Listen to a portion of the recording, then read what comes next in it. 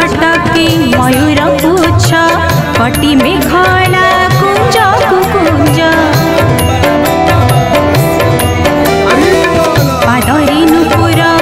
आह कि सुंदर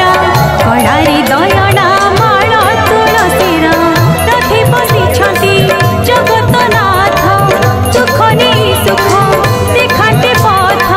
भगत देखिले मुरुकी हस देख देख भगते ई सुंदर दिशे कला से मुख देख देख भगते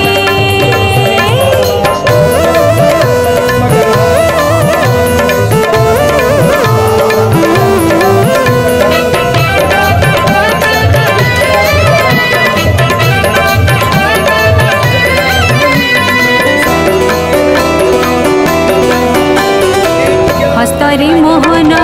कने कुंडल कटी भागे पिता बसन माल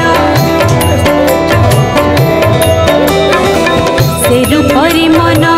उड़े गगने पाप हरि जाए नाम स्मरणे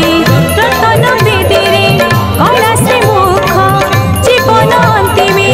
रख तु रख एतिकी करुणा पंकज मुख देख देख